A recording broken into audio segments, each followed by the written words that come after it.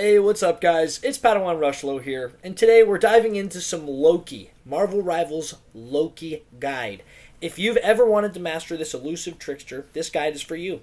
We'll go over some tips and tricks that will help you outsmart your opponents, confuse your enemies, and turn the tide of battle in your favor.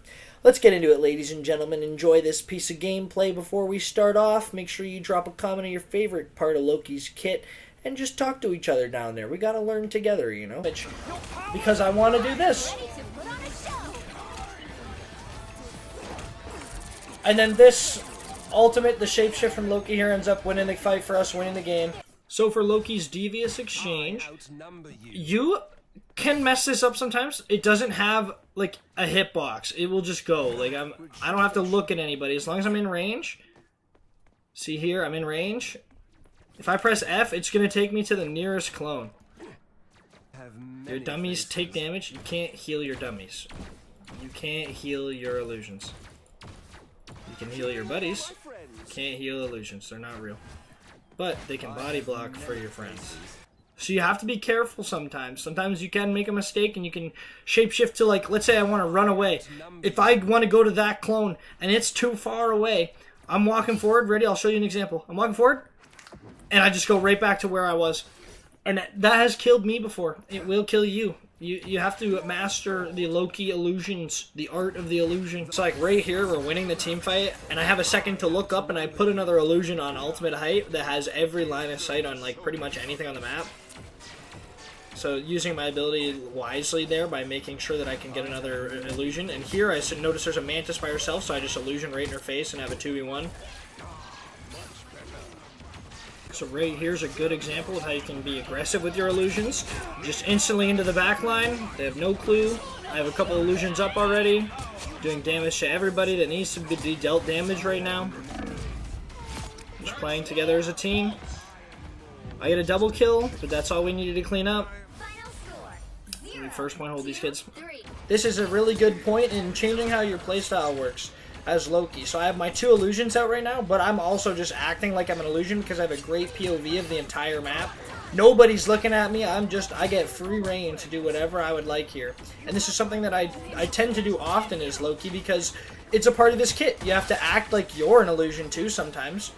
You gotta pretend, boys. It's all about deceiving the opposition as Loki. So, okay, so right here, the enemy team Strange is about to come in and use Eye of Agamotto and just dump on everybody. But since I'm shapeshifted into our rocket, as the shapeshift wears off, I'm in between dimensions in the Eye of Agamotto, but I turn from rocket into Loki, so I'm instantly out of the CC and able to heal my team up through the ult, which is kind of crazy.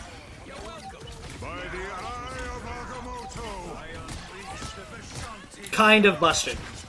Yeah, that's pretty sick.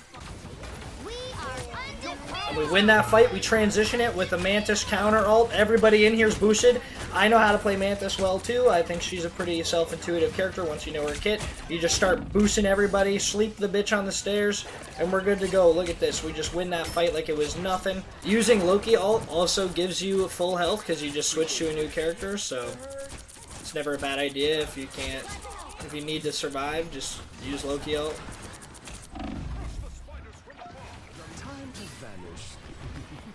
So Loki's primary fire does 30 damage. 30 damage per shot, so 369. We're doing 90 damage per shot. We're killing them in 3 shots for a 250 health hero. Any hero that's squishy, they're dead. Loki's healing does 40 per heal. So 4, 8, 12. We're healing for 120 each hit if we hit all 3 of your bots. Nobody can die through that. That is some insane healing per second. So if I'm shooting at a bot, I need him to die, it's quicker to use your right click than it is to use your E. Because when you use your E, you have to use your staff to put yourself down another clone. So E. Still quick, but then you watch this. Shooting, clone, bang, we're back in. It's just that fraction of a bit faster, right? So if you know that you're not going to need your invisibility to escape the fight in that moment, go ahead. Use it for offense. That's what Loki's all about. He's about offense and defense, baby. He's not just one or the other. insane how much damage Loki can do to those squishy divers that you need to kill. If you're getting dove on and you have 3 clones up, you should not be doing anything but killing that diver. You should not die. Unless they're like Necros or somebody insane. They just get an insta-kill off on you. Here's an example of how much damage Loki can actually put out as a team. I'm hitting that squirrel girl with all 3 of my illusions, and it's just big damage. Big damage. You can't get healed through that. There's no way. You just roll. Okay, if we're going to talk about Loki's deception ability, you become invisible, you drop another illusion, and you heal over time. So if you're in a really sticky situation and you can somehow sneak out of this with your right click, I've done it multiple times, I'll show you in the video. This is the most useful ability on your bar. You can be invis for as long as you want. Cooldown 15 seconds for Loki's invisibility. So it's an important ability. So are all of his, I'd have to say. If you blow your abilities as Loki, you're without cooldowns for 15 seconds. So you gotta be careful. It's without cooldowns at a minimum for 15. The wizard, time to vanish. Your powers are mine! I love it. Then there's a good use of invis. I'm losing that fight with the Hela just looking at me. But I have to come out to heal the Thor to keep him up. Doesn't matter because I know I'm survivable like that. Spidey tries to dive me.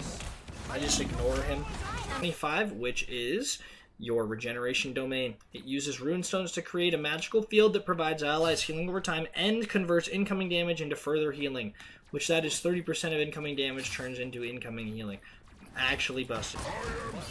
Nice. Right there, this is a great shift usage. I knew that it was going to get hot. They had ult advantage coming in, so as the Groot ults, put my illusion down, shifted into the Groot ult, nobody dies, but we still end up dying. They use 2 ults there. You know, they push right through. Squirtle Ops is going off his magic there. Greetings! What did I miss? But that's what you want to use your shift for as Loki, most of the time, is you want to use it as a counter for other ults. It's literally like just a counter to anything. Okay, so in this portion of the video, we're gonna just go over every single ultimate that Loki can counter pretty much consistently 100% of the time with his shift or his rune healing. So we'll start off with Groot here. Groot is massive. It's such a good character. You're gonna run into a lot of Groots, but even with the Groot wall up and he's using every single one of his abilities, he can't get rid of the ruins in time.